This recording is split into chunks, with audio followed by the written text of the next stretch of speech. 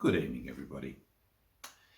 The most important artist in 20th century Bali, the most important architect of the modern era in Bali, was I Gusti Nyoman Lempad. His influence on the graphic art, on the design of temples, palaces, houses, absolutely can't be overemphasized. It just wouldn't be the same without him. Lempad led an amazing life that lasted 116 years.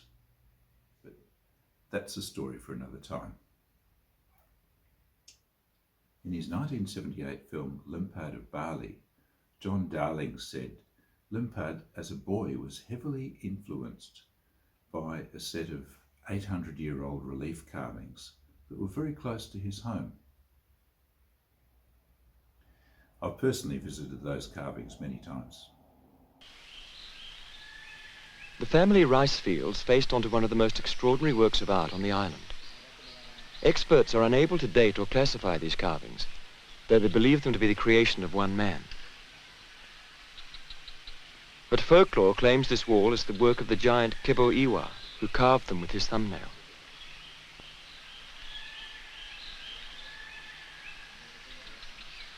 There is a personal vision in this particular sculpture, outside traditional form, which influenced the young Lempad.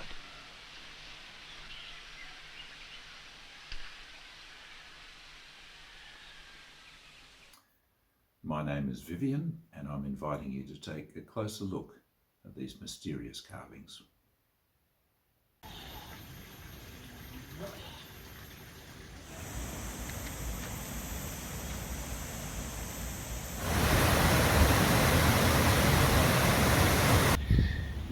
Sonata's family are the temple keepers for one of the oldest temples in Bedulu, which is Yeh Pulu temple. I think it's one of only about 3 or 4 that were here when the Majapahit invaded.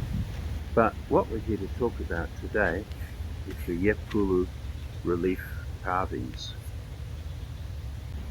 Sonata's family also are appointed by the government to look after these carvings as antiquities. What stories do you know about these carvings? Well, the carving of Yeh Pulu, according to the story, it built about 14th century.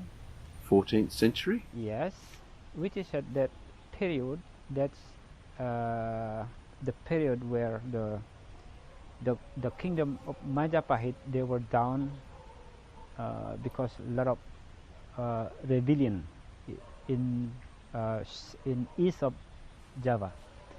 So many of the people are replaced, especially here to Bedulu, and then they reinstall their life here and then start doing the activity. So some of the activity that we can see, it is the carving who made by some artists at the time, because the other people, they do some other activity like farmer or something else. So for the artists, they do the carving, which they want to tell the story about all the activity of the people in this village at that time. So all the carvings are talking about, as we can see in front of us, it's people on riding the horse when they doing the hunting time. So it's clearly tell us at that time finding the food is by the hunting. And here we've got here they got some animals of the hunting. Pigs, are they? It's kind of tiger. Oh yeah, yeah. But of course, the way that they do the carving is looks like, because at that time maybe exists this kind of animal that we cannot see clearly now. It looks like pig. It's a wild pig, and some other we can see the Some monkeys? monkeys. Yeah. And there's a woman helping the hunt there. She's pulling the horse's tail. It's kind of at that Yeah. time. It's we know at that time the emancipation is still not like now. Yeah. The woman is still under the man. They doing more the job also. Then here we can see the team, how they do the hunting with their strategy and everything. They look so help each other. So in here we can see how the community works. So it's help each other. It's a team. It's not independent. Yeah. Yeah. Yeah. So this is one part of the story, because the carving divided in two sections, two different stories. One section they talk about the situation in the forest when they do the hunting, but the other part they talk about the activity in the village. So we goes to the first part of the story. So the carving, the two sections divided with a carving in the middle, which is like a god of the guardian. As we can see with a face which is very scary, and then they always bring something, a weapon on the man.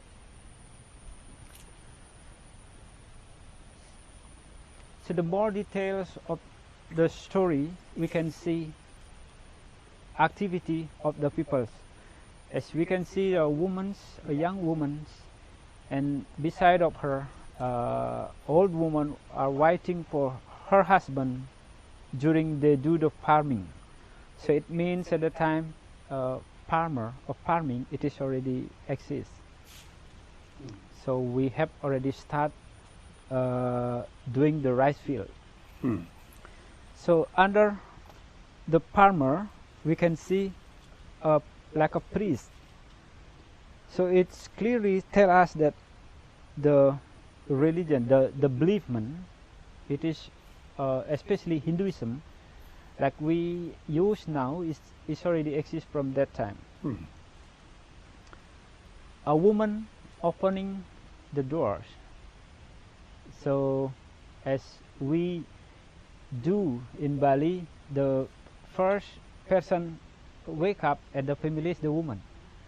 When they have to start the daily life, start the breakfast before her husband going to the rice field or somewhere else. They also told us about dancer. So this is a woman with the costume of dancing. So it means the performance, dance, art, as it's already exists in this area from long time ago. And this one is very interesting. A man carrying two pot, which is inside is a palm wine. So the people selling the palm wine by pit, yeah. So they go everywhere. So it means the alcohol, special alcohol that we have, Balinese alcohol, palm wine, it is already the only alcohol we have from long time ago. And the last one,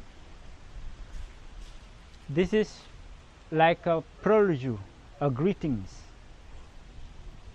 It means the artist doing the work with really a story on it. So it means the beginning, they don't forget to put a prelude or greeting, or like a saying to open the story, with his hand going up as a greeting of Balinese Om Swastiastu. Have we gone from the end to the beginning? Never mind. Now there's sort of a legend about the making of these carvings, isn't there not? Pardon? Involving fingernails. Yeah. So that's the interesting story. This is the story from the Kaboiwa. Kaboiwa, he's very famous with his specialties. He's an architect. He's very good in all architecture and everything. See, art. Then the way that he built, well, is his mythology. How people respect and trust him, that he was the best at the time, so he can do by his carving by his finger and then his nail. Of course, big people like him, he has so many talented students who can do the same like him. So of course he will do pointing things by the finger. Maybe before the way that people meaning is he can do carving only by finger. By pointing his fingernails at what he wants. Yeah. Yeah. And then especially people, his student doing, and then he only pointing, do this or something. This is what in my opinion. But it's the best one at the time. That was Iketut Sunata, the custodian of the Yeh Pulu relief carvings. You can visit those carvings if you're in Bali. They're an easy 7-kilometre taxi ride from central Ubud, going south and east. I'd also strongly recommend that you check out John Darling's video, Lempad of Bali. It's an oldie but a goodie. You can find it for free on YouTube.